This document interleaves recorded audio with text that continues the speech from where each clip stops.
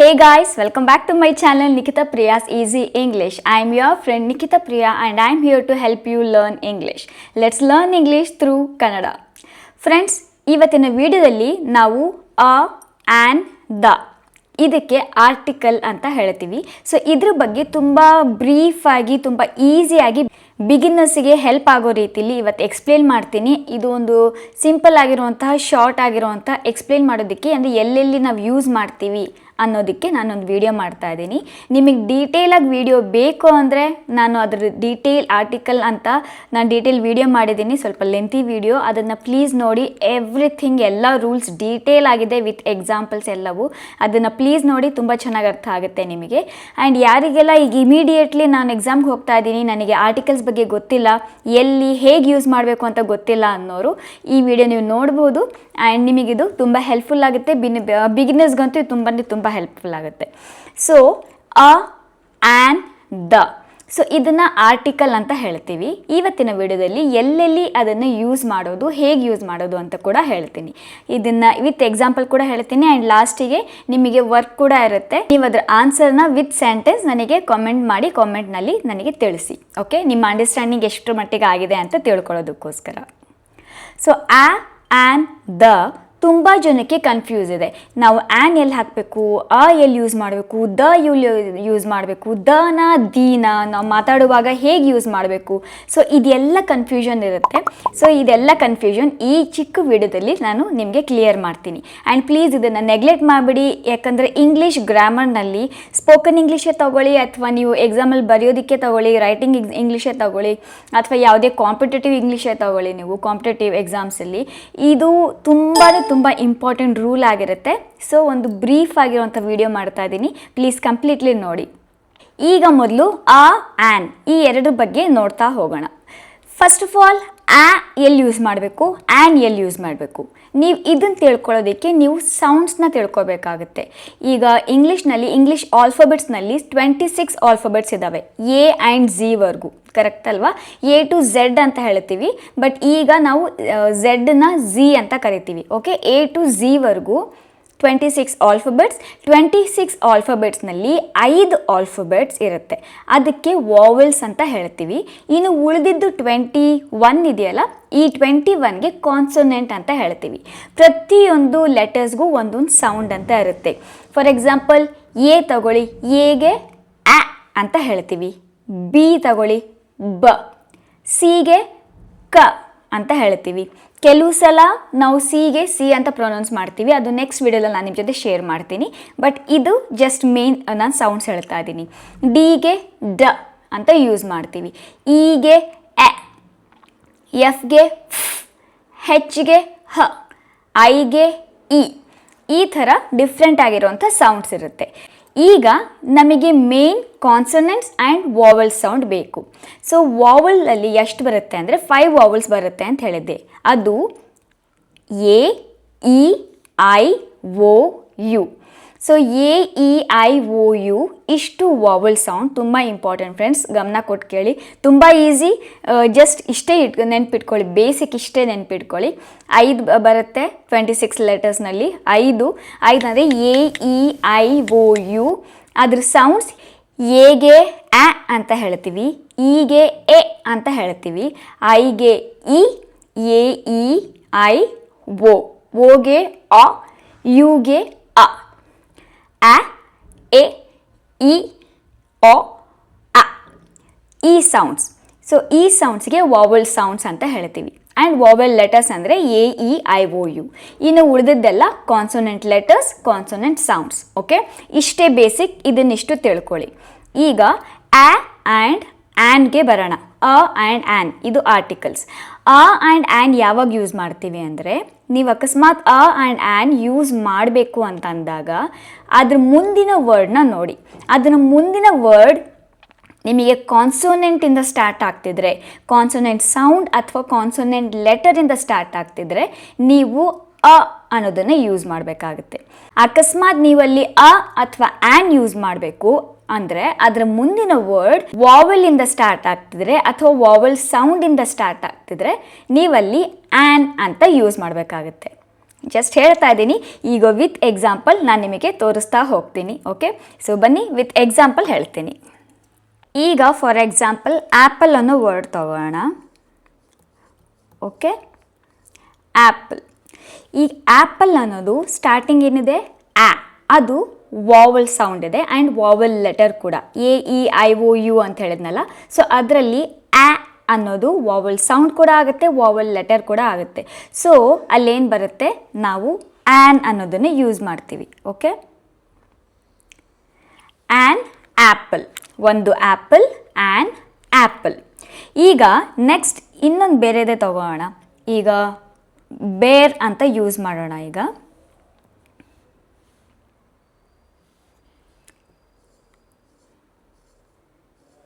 ಬೇರ್.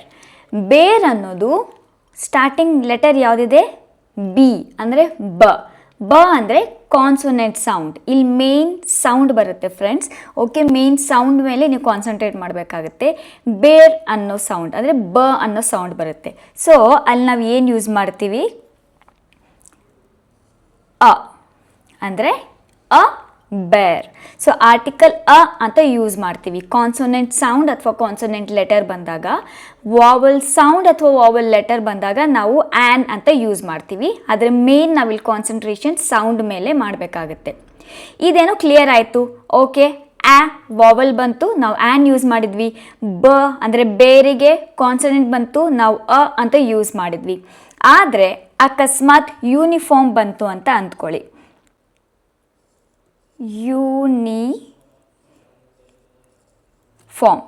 ಯೂನಿಫಾರ್ಮ್ನಲ್ಲಿ ಇಲ್ಲಿ ಯು ಅಂತ ಯೂಸ್ ಮಾಡಿದ್ದೀವಿ. ಸೊ ಇಲ್ಲಿ ಅಂತ ಯೂಸ್ ಮಾಡಬೇಕಾ, ಆ್ಯನ್ ಅಂತ ಯೂಸ್ ಮಾಡಬೇಕಾ? ತುಂಬ ಜನ ಇಲ್ಲಿ ನಾವು ಆ್ಯನ್ ಅಂತ ಯೂಸ್ ಮಾಡಬೇಕು ಅಂತ ಅಂದ್ಕೊಂಡಿದ್ದೀರ. ಆದರೆ ನಾವಿಲ್ಲಿ ಅಂತ ಯೂಸ್ ಮಾಡ್ತೀವಿ. ಏನಕ್ಕೆ ಅಂದರೆ ಇಲ್ಲಿ ನಾವು ಯು ಅಂತ ಯೂಸ್ ಮಾಡಿದ್ದೀವಲ್ಲ, ಅದ್ರ ಸೌಂಡ್ ಅಬ್ಸರ್ವ್ ಮಾಡಿ. ಬಹುಶಃ ಇದು ಹೌದು, ಇದು ಯು ಅನ್ನೋದು ವಾವಲ್. ಆದರೆ ಸೌಂಡ್ ನಾನು ಹೇಳಿದ್ನೆಲ್ಲ ಮೇನ್ ಇಂಪಾರ್ಟೆಂಟ್ ಸೌಂಡ್ ಮೇಲೆ ಕಾನ್ಸಂಟ್ರೇಟ್ ಮಾಡಬೇಕು ಅಂತ. ಸೊ ಸೌಂಡ್ ಏನು ಬರುತ್ತೆ, ಯು ಯ ಅಂದರೆ ವೈಗೆ ಅಂತ ಅಂತೀವಿ, ಆ ಸೌಂಡಲ್ಲಿ ಕರಿತೀವಿ. ಸೊ ವೈ ಅನ್ನೋದು ಕಾನ್ಸನೆಂಟ್ ಆಗುತ್ತೆ. ಅದಕ್ಕೋಸ್ಕರ ನಾವಿಲ್ಲಿ ಯೂನಿಫಾರ್ಮ್ ಅಂತ ಯೂಸ್ ಮಾಡ್ತೀವಿ. ಓಕೆ, ಇದು ಕ್ಲಿಯರ್ ಆಯ್ತಲ್ವಾ? ಅಂತ ಏನಕ್ಕೆ ಯೂಸ್ ಮಾಡಿದ್ವಿ, ಅಲ್ಲಿ ಯು ಅನ್ನೋದು ವಾವೆಲ್ ಲೆಟರ್ ಆದರೂ ಕೂಡ ನಾವು ಸೌಂಡ್ ಮೇಲೆ ಕಾನ್ಸಂಟ್ರೇಟ್ ಮಾಡ್ತೀವಿ. ಯೂನಿಫಾರ್ಮ್ ಅಂತ ಯೂಸ್ ಮಾಡಿದ್ವಿ. ಯು ಸೌಂಡ್ ಏನು, ಸೌಂಡ್ ಬರುತ್ತೆ, ಯು ಸೌಂಡ್ ಆದರೆ ಇಲ್ಲಿ ನಾವು ಯೂನಿಫಾರ್ಮ್ ಅಂತ ಯೂಸ್ ಮಾಡಿದ್ವಿ. ಯು ಅಂದರೆ ವೈ ಸೌಂಡ್, ಅದಕ್ಕೆ ಕಾನ್ಸನೆಂಟ್ ಸೌಂಡ್ ಬಂತು. ಸೊ ನಾವಿಲ್ಲಿ ಎ ಅಂದರೆ ಯೂನಿಫಾರ್ಮ್ ಅಂತ ಯೂಸ್ ಮಾಡಿದ್ವಿ. ಫಾರ್ ಎಕ್ಸಾಂಪಲ್ ಈಗ ಇನ್ನೊಂದು ತಗೋಣ. ಈಗ ನಾವು ಆನೆಸ್ಟ್ ಅಂತಲೇ ತಗೋಣ. ಓಕೆ, ನಾವಿಲ್ಲಿ ಆನೆಸ್ಟ್ ಅನ್ನೋದನ್ನು ತಗೊಂಡ್ವಿ. ಈ ಆನೆಸ್ಟ್ ಇದೆಯಲ್ಲ, ಇದು ಹೆಚ್ ಸೈಲೆಂಟ್. ನಾವು ಹಾನೆಸ್ಟ್ ಅಂತ ಕರೆಯೋದಿಲ್ಲ, ಆನೆಸ್ಟ್ ಅಂತ ಕರಿತೀವಿ. ಲೆಟರ್ ಫಸ್ಟ್ ಲೆಟರ್ ನೋಡಬೇಡಿ, ಸೌಂಡ್ ನೋಡಿ. ಹಾನೆಸ್ಟನ್ನು ನಾವು ಆನೆಸ್ಟ್ ಅಂತ ಕರಿತೀವಿ. ಆನೆಸ್ಟ್ ಅನ್ನೋದು ವಾವಲ್ ಸೌಂಡ್. ಓಗೆ ನಾವು ಅಂತ ಯೂಸ್ ಮಾಡ್ತೀವಿ ಅಲ್ವಾ ಸೌಂಡ್. ಸೊ ಅದಕ್ಕೋಸ್ಕರ ಇಲ್ಲಿ ಏನು ಬರುತ್ತೆ, ನಾವು ಇಲ್ಲಿ ಆ್ಯನ್ ಯೂಸ್ ಮಾಡ್ತೀವಿ. An honest person, an honest student. Honest ಅಂದರೆ ಪ್ರಾಮಾಣಿಕ. ಸೊ ಈ ರೀತಿ ನಾವು ಆ್ಯನ್ ಹೀಗೆ ಯೂಸ್ ಮಾಡ್ತೀವಿ. ಓಕೆ, ಸೊ ಇಲ್ಲಿ ಆ್ಯಂಡ್ ಎಲ್ಲಿ ಯೂಸ್ ಮಾಡಬೇಕು ಅಂತ ಕ್ಲಿಯರ್ ಆಯಿತು ಅಲ್ವಾ? ನಿಮಗೆ ಡೌಟ್ ಇದ್ದರೆ ಕಾಮೆಂಟ್ ಮಾಡಿ ತಿಳಿಸಿ, ನಾನು ಅದು ಡೌಟ್ನ ಕೂಡ ನಾನು ಕ್ಲಿಯರ್ ಮಾಡ್ತೀನಿ. ಓಕೆ, ಈಗ ಆ್ಯಂಡ್ ಕ್ಲಿಯರ್ ಆಯಿತು. ನೆಕ್ಸ್ಟ್ ನಾವು ನೋಡೋಣ. ಈಗ ನಾವು ಬಗ್ಗೆ ನೋಡ್ತಾ ಹೋಗೋಣ. ನಾವು ಎಲ್ಲಿ ಯೂಸ್ ಮಾಡ್ತೀವಿ ಅಂದರೆ, ಯಾವುದಾದ್ರೂ ಸ್ಪೆಸಿಫಿಕ್ ವಸ್ತು ಬಗ್ಗೆ ನಾವು ಮಾತಾಡ್ತಾ ಇದ್ದಾಗ ಅಥವಾ ಯಾವುದಾದ್ರೂ ನೇಮಿಂಗ್ ವರ್ಡ್ಸ್ ಬಗ್ಗೆ ನಾವು ಮಾತಾಡುವಾಗ ನಾವು ಅಂತ ಯೂಸ್ ಮಾಡ್ತೀವಿ. Example Ganga, Ganga river. ಈಗ ನದಿಗಳ ಬಗ್ಗೆ ತಗೋಣ. ಗಂಗಾ ರಿವರ್, ಯಾವ ನದಿ? ರಿವರ್ ಅದ ನದಿ. ಯಾವ ನದಿ? ಗಂಗಾ.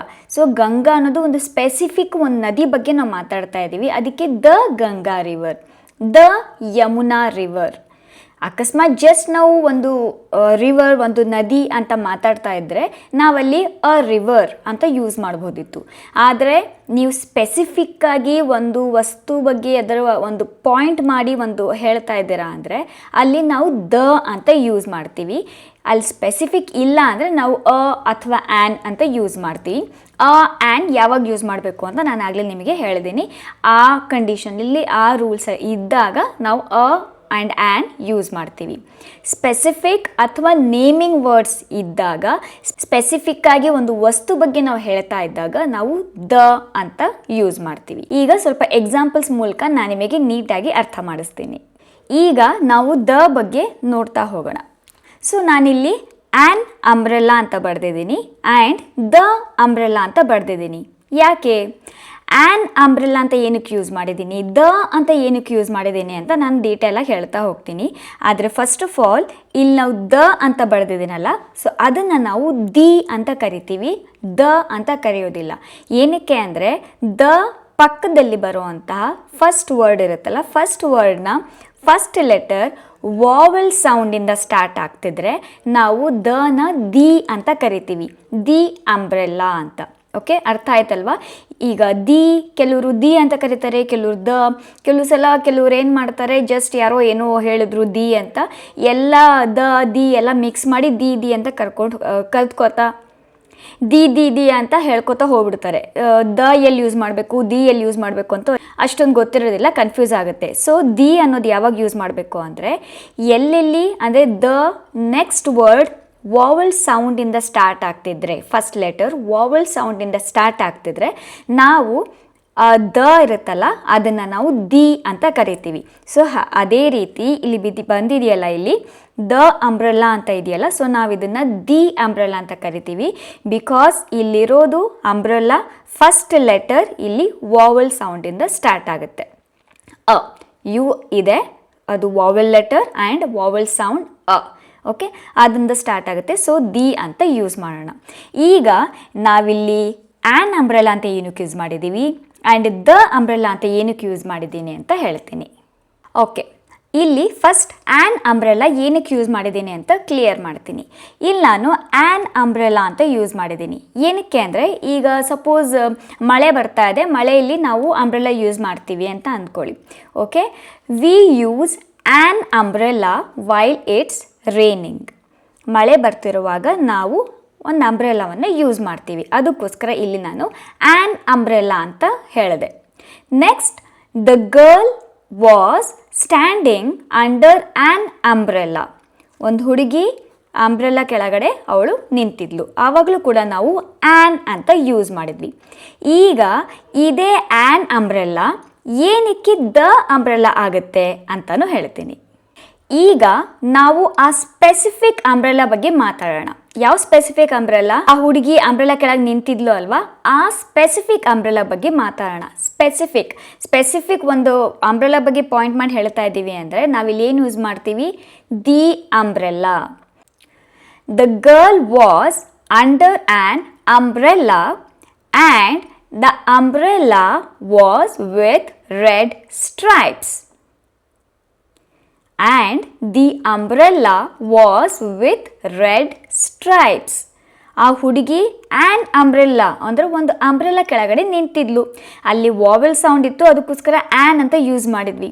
ನೆಕ್ಸ್ಟ್, ಆ ಅಂಬ್ರೆಲ್ಲಾ ಸ್ಪೆಸಿಫಿಕ್ ಆ ಅಂಬ್ರೆಲ್ಲಾ ಬಗ್ಗೆ ನಾವು ಮಾತಾಡ್ತಾ ಇದ್ದೀವಿ. ಆ ಅಂಬ್ರೆಲ್ಲಾ ರೆಡ್ ಸ್ಟ್ರೈಪ್ ಇತ್ತು, ಅದರಲ್ಲಿ ಅಂದರೆ ರೆಡ್ ಕಲರ್ ಡಿಸೈನ್, ಸ್ಟ್ರೈಪ್ ಅಂದರೆ ಉದ್ದುದ್ದವಾಗಿ ರೆಡ್ ಕಲರ್ ಡಿಸೈನ್ ಇತ್ತು ಅಂತ ಹೇಳೋದಕ್ಕೆ ದಿ ಅಂಬ್ರೆಲ್ಲಾ ಅಂತ ಯೂಸ್ ಮಾಡಿದ್ವಿ. ಈಗ ಅರ್ಥ ಆಯಿತು ಅಲ್ವಾ, ನಾವು ಆ್ಯನ್ ಅಂತ ಏನಕ್ಕೆ ಯೂಸ್ ಮಾಡಿದ್ವಿ, ದಿ ಅಂತ ಏನಕ್ಕೆ ಯೂಸ್ ಮಾಡ್ತೀವಿ ಅಂತ. ಆ್ಯನ್ ಅದು ಏನಕ್ಕೆ ಯೂಸ್ ಮಾಡ್ತೀವಿ ಅಂದರೆ ಆ್ಯನ್ ಯಾವಾಗೆಲ್ಲ ಯೂಸ್ ಮಾಡಬೇಕು, ವಾವೆಲ್ ಸೌಂಡಿಂದ, ಅದು ಆ್ಯನ್ ಆದಮೇಲೆ ಯಾವ ವರ್ಡ್ ಬರುತ್ತಲ್ಲ ವಾವೆಲ್ ಸೌಂಡಿಂದ ಅದು ಸ್ಟಾರ್ಟ್ ಆಗುವಾಗ ಆ್ಯನ್ ಅಂತ ಯೂಸ್ ಮಾಡ್ತೀವಿ. ಸೊ ಆ್ಯನ್ ಅಂಬ್ರೆಲ್ಲಾ ಅಂತ ಯೂಸ್ ಮಾಡಿದ್ವಿ. ಅದೇ ಸ್ಪೆಸಿಫಿಕ್ಕಾಗಿ ಅದೇ ವಸ್ತು ಬಗ್ಗೆ ನಾವು ಮಾತಾಡ್ತಿದ್ದಾಗ ಆ್ಯನ್ ಅಂಬ್ರೆಲ್ಲಾ ಬದಲು ನಾವು ದಿ ಅಂಬ್ರೆಲ್ಲಾ ಅಂತ ಯೂಸ್ ಮಾಡಿದ್ವಿ. ಆದರೆ ಇಲ್ಲಿ ದಿ ಅಂತ ಯೂಸ್ ಮಾಡಬೇಕು. ಏನಕ್ಕೆ, ಅಲ್ಲಿ ವಾವೆಲ್ ಸೌಂಡಿಂದ ಇದು ಅಂಬ್ರೆಲ್ಲ ಸ್ಟಾರ್ಟ್ ಆಗುತ್ತೆ. ಅಂದರೆ ವಾವೆಲ್ ಸೌಂಡಿಂದ ಆ ವರ್ಡ್ ಸ್ಟಾರ್ಟ್ ಆಗ್ತಿದೆ. ದ ಅಂತ ಯೂಸ್ ಮಾಡೋ ಹಾಗಿಲ್ಲ ಮಾತಾಡುವಾಗ, ಸ್ಪೋಕನ್ನಲ್ಲಿ. ಬರೆಯೋವಾಗ ಗೊತ್ತಾಗೋದಿಲ್ಲ, ಬಟ್ ಮಾತಾಡುವಾಗ ನಾವು ದಿ ಅಂತ ಯೂಸ್ ಮಾಡ್ತೀವಿ. ಯಾವಾಗ ವಾವೆಲ್ ಸೌಂಡಿಂದ ಯಾವುದೇ ವರ್ಡ್ ಸ್ಟಾರ್ಟ್ ಆದಾಗ ನಾವು ದಿ ಅಂತ ಯೂಸ್ ಮಾಡ್ತೀವಿ. ಈಗ ಇನ್ನೊಂದು ಎಕ್ಸಾಂಪಲ್. ಈಗ ನಾನಿಲ್ಲಿ ಆ್ಯನ್ ಎಲಿಫೆಂಟ್ ಅಂತ ಯೂಸ್ ಮಾಡ್ತೀನಿ. Okay, an elephant and the elephant. Okay, ಇಲ್ಲಿ ಆ್ಯನ್ ಎಲಿಫೆಂಟ್ ಅಂತ ಯೂಸ್ ಮಾಡಿದ್ದೀನಿ ಆ್ಯಂಡ್ ದಿ ಎಲಿಫೆಂಟ್ ಅಂತ ಯೂಸ್ ಮಾಡಿದ್ದೀನಿ. ಏನಕ್ಕೆ ಅಂದರೆ ಈಗ ಆ್ಯನ್ ಎಲಿಫೆಂಟ್ ಬಗ್ಗೆ ಹೇಳ್ತೀನಿ. An elephant, I saw an elephant in the forest. ನಾನು ಒಂದು ಆನೆಯನ್ನು ಫಾರೆಸ್ಟ್ನಲ್ಲಿ ನೋಡಿದೆ, ಒಂದು ಕಾಡಲ್ಲಿ ನಾನು ಒಂದು ಆನೆಯನ್ನು ನೋಡಿದೆ. ಸೊ ಇಲ್ಲಿ ಇ ಅಂತ ಇದೆಯಲ್ಲ, ಇ. ಸೊ ಇ ಅನ್ನೋದು ಕೂಡ ವಾವೆಲ್ ಲೆಟರ್ ಬರುತ್ತೆ. ಎ ಅನ್ನೋದು ಕೂಡ ವಾವೆಲ್ ಸೌಂಡ್. ಸೊ ನಾವು ವಾವೆಲ್ ಸೌಂಡಿಂದ ಎಲಿಫೆಂಟ್ ಸ್ಟಾರ್ಟ್ ಆಗುತ್ತೆ, ಅದಕ್ಕೋಸ್ಕರ ಆ್ಯನ್ ಅಂತ ಯೂಸ್ ಮಾಡಿದ್ವಿ. ಅದೇ ಇಲ್ಲಿ ದಿ ಎಲಿಫೆಂಟ್ ಅಂತ ಯೂಸ್ ಮಾಡಿದ್ದೀವಿ. ಏನಕ್ಕೆ ಅಂದರೆ ಈಗ ಸ್ಪೆಸಿಫಿಕ್ ಆಗಿ ಒಂದು ಎಲಿಫೆಂಟ್ ಬಗ್ಗೆ ಮಾತಾಡೋಣ. I saw an elephant in the forest. Next, the elephant was with its calf. The elephant was with its calf ಅಂದರೆ ಆ ಸ್ಪೆಸಿಫಿಕ್ ಆಗಿರೋ ಎಲಿಫೆಂಟ್ ಅದರ ಮರಿ ಜೊತೆಯಲ್ಲಿ ಇತ್ತು. ಕಾಫ್ ಅಂದರೆ ಮರಿ, ಎಲಿಫೆಂಟ್ ಮರಿಗೆ ಕಾಫ್ ಅಂತ ಹೇಳ್ತೀವಿ. ಅದರ ಮರಿ ಜೊತೆಯಲ್ಲಿ ಇತ್ತು. ಸೊ ನಾವು ದಿ ಎಲಿಫೆಂಟ್ ಅಂತ ಯೂಸ್ ಮಾಡಿದ್ವಿ. ಸೊ ಕ್ಲಿಯರ್ ಆಯಿತು ಅಂತ ಅಂದ್ಕೋತಿದ್ದೀನಿ. ಆ ಯಾವಾಗ ಯೂಸ್ ಮಾಡಬೇಕು, ಆ್ಯನ್ ಯಾವಾಗ ಯೂಸ್ ಮಾಡಬೇಕು, ದಿ ಅಂತ ಯಾವಾಗ ಯೂಸ್ ಮಾಡಬೇಕು, ದ ಅಂತ ಯೂಸ್ ಮಾಡಬೇಕು. ಸಪೋಸ್ ಸೇಮ್ ವಾವೆಲ್ ಇದೆ ಅಲ್ಲಿ, ಅಂದರೆ ಸೇಮ್ ವಾವೆಲ್ ಸೌಂಡಿಂದ ಸ್ಟಾರ್ಟ್ ಆಗ್ತಿದೆ ಒಂದು ವರ್ಡ್, ಆದರೆ ತುಂಬ ಜನಕ್ಕೆ ಕನ್ಫ್ಯೂಸ್ ಇರುತ್ತೆ, ವಾವೆಲ್ ಸೌಂಡಿಂದ ಸ್ಟಾರ್ಟ್ ಆಗ್ತಿದೆ ಅಲ್ಲಿ ವರ್ಡ್, ಆದರೂ ಕೂಡ ದ ಅಂತ ಏನಕ್ಕೆ, ನನಗೆ ಕಾಮೆಂಟ್ ತುಂಬ ಬಂದಿತ್ತು ಆ ವಿಡಿಯೋಗೆ. ಸೊ ದ ಅಂತ ಏನಕ್ಕೆ ಯೂಸ್ ಮಾಡಬೇಕು ಅಂತಲ್ಲ, ಸ್ಪೆಸಿಫಿಕ್ಕಾಗಿ ನೀವು ಯಾವುದಾದ್ರೂ ಒಂದು ವಸ್ತು ಅಥವಾ ಯಾವುದಾದ್ರ ಬಗ್ಗೆ ನೀವು ಒಂದು ನೇಮಿಂಗ್ ವರ್ಡ್ ಆಗಿರ್ಬೋದು, ಸ್ಪೆಸಿಫಿಕ್ಕಾಗಿ ಮಾತಾಡುವಾಗ ದ ಅಂತ ಯೂಸ್ ಮಾಡಿ. ಆ್ಯಂಡ್ ಅಕಸ್ಮಾತ್ ಅದೇ ಸ್ಪೆಸಿಫಿಕ್ ಆಗಿರೋವಂಥ ನೇಮಿಂಗ್ ವರ್ಡ್ ಅಥವಾ ಸ್ಪೆಸಿಫಿಕ್ ಆಗಿರೋವಂಥ ವಸ್ತು ಅಕಸ್ಮಾತ್ ವಾವೆಲ್ ಸೌಂಡಿಂದ ಸ್ಟಾರ್ಟ್ ಆಗ್ತಿದ್ರೆ ದಿ ಇಂದ ಯೂಸ್ ಮಾಡಿ. ಸ್ಪೆಸಿಫಿಕ್ ಅದೇನು ಸ್ಪೆಸಿಫಿಕ್ ಏನೂ ಇಲ್ಲ, ವಾವೆಲ್ ಸೌಂಡಿಂದ ಸ್ಟಾರ್ಟ್ ಆಗ್ತಿದ್ರೆ ಆ್ಯನ್ ಅಂತ ಯೂಸ್ ಮಾಡಿ. ಸೊ ಕ್ಲಿಯರ್ ಆಯಿತು ಅಂತ ಅಂದ್ಕೋತಿದ್ದೀನಿ. ಆ್ಯಂಡ್ ನಿಮಗೆ ಈ ವಿಡಿಯೋ ಎಂಡಿಂಗ್ನಲ್ಲಿ ಕೆಲವು ಜಸ್ಟ್ ವರ್ಕ್ಶೀಟ್ ಥರ ಕೆಲವು ನಾನು ಸೆಂಟೆನ್ಸಸ್ ಕೊಟ್ಟಿದ್ದೀನಿ, ಅದನ್ನು ಕ್ಲಿಯರ್ ಮಾಡಿ. ಅದನ್ನು ಅಕಸ್ಮಾತ್ ನಿಮಗೆ ಕ್ಲಿಯರ್ ಮಾಡೋಕ್ಕಾಗಲಿಲ್ಲ ಅಂದರೆ ನಿಮಗೆ ಅರ್ಥ ಆಗಿಲ್ಲ ಅಂತ ಅಂದ್ಕೊಂಡಿದ್ದೀನಿ, ಅಥವಾ ಏನಾದರೂ ಡೌಟ್ ಇದ್ದರೆ ಅದನ್ನು ಕೂಡ ನನಗೆ ಕೇಳಿ, ನಾನು ಕಾಮೆಂಟ್ ಮಾಡಿ ಕೇಳಿ ನನಗೆ, ನಾನು ನೆಕ್ಸ್ಟ್ ವೀಡಿಯೋದಲ್ಲಿ ಅಥವಾ ಕಾಮೆಂಟ್ನಲ್ಲೇ ನಾನು ನಿಮಗೆ ಆನ್ಸರ್ ಮಾಡ್ತೀನಿ. So please try to solve those sentences and comment down the right answers along with the sentences. ನಾನು ಸೆಂಟೆನ್ಸ್ ಎಲ್ಲ ಕೊಟ್ಟಿದ್ದೀನಿ, ಆ್ಯನ್ ಅಂತ ಕೊಡಬೇಡಿ, ವಿತ್ ಸೆಂಟೆನ್ಸ್ ನನಗೆ ಕಾಮೆಂಟ್ ಮಾಡಿ ತಿಳಿಸಿ.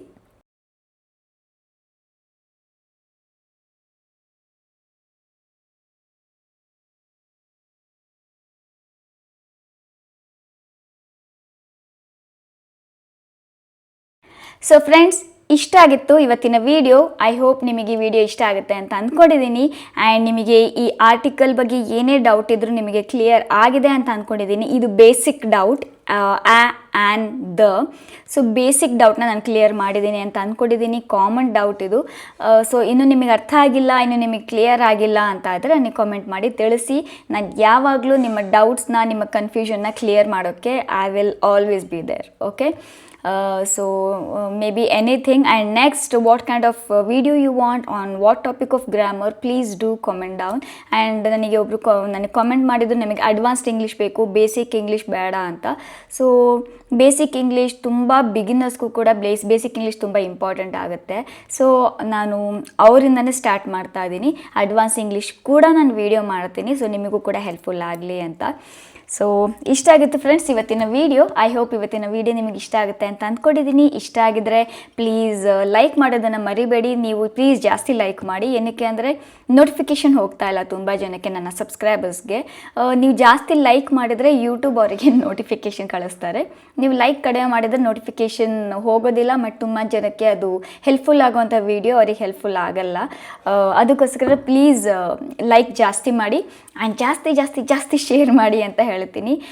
ತುಂಬ ಹೆಲ್ಪ್ಫುಲ್ ಆಗುತ್ತೆ ತುಂಬ ಜನಕ್ಕೆ ಗೊತ್ತಿಲ್ಲ ಆ್ಯಂಡ್ ತುಂಬ ಜನಕ್ಕೆ ದುಡ್ಡಿರೋದಿಲ್ಲ ಅಥವಾ ಅವರಿಗೆ ಅಫೋರ್ಡ್ ಮಾಡ್ಕೊಳಕ್ಕೆ ಆಗ್ತಾ ಇರೋಲ್ಲ ಟ್ಯೂಷನ್ಸ್ಗೆ ಹೋಗೋಕ್ಕೆ ಅಥವಾ ಕ್ಲಾಸಸ್ಗೆ ಹೋಗೋದಕ್ಕೆ. ಯಾಕಂದರೆ ಸ್ವಲ್ಪ ಗ್ರಾಮರ್ ಕ್ಲಾಸಸ್ ಅಥವಾ ಸ್ಪೋಕನ್ ಇಂಗ್ಲೀಷ್ ಕ್ಲಾಸಸ್ ಅಷ್ಟೊಂದು ಅಫೋರ್ಡಬಲ್ ಆಗಿರೋದಿಲ್ಲ ಆ್ಯಂಡ್ ಕೆಲವರಿಗೆ ಟೈಮ್ ಇರೋದಿಲ್ಲ ಹೋಗಿ ಬಂದು ಪ್ರಾಕ್ಟೀಸ್ ಮಾಡೋದೆಲ್ಲ. ಸೊ ನನ್ನ ವಿಡಿಯೋ ಮೂಲಕ ಸ್ವಲ್ಪ ಹೆಲ್ಪ್ ಆಗಲಿ ಅಂತ ನಾನು ವಿಡಿಯೋ ಮೂಲಕ ಮಾಡ್ತಿದ್ದೀನಿ. ನಿಮ್ಮಿಂದನೂ ಕೂಡ ನನಗೆ ಹೆಲ್ಪ್ ಆಗುತ್ತೆ ಆ್ಯಂಡ್ ನನ್ನಿಂದ ಕೂಡ ತುಂಬ ಜನಕ್ಕೆ ಹೆಲ್ಪ್ ಆಗಲಿ ಅಂತ ನಾನು ಆಶಿಸ್ತೀನಿ. ಸೊ ಇಷ್ಟ ಆಗುತ್ತೆ ಫ್ರೆಂಡ್ಸ್. ಆ್ಯಂಡ್ ಈ ಚಾನಲ್ಗೆ ಹೊಸಬ್ರಾಗಿದೆ ಪ್ಲೀಸ್ ಕಾಮೆಂಟ್ ಮಾಡೋದನ್ನು ಮರಿಬೇಡಿ. ಆ್ಯಂಡ್ ಪಕ್ಕದಲ್ಲಿ ಬೆಲ್ಲೈಕನ್ ಕಾಣುತ್ತೆ. ಏನಕ್ಕೆ ಬೆಲ್ಲೈಕನ್ ಅಂದರೆ ನನ್ನ ವೀಡಿಯೋಸ್ ಬಂದಾಗಲೇ ನಿಮಗೆ ನೋಟಿಫಿಕೇಷನ್ ಬರ್ತಾ ಇರುತ್ತೆ.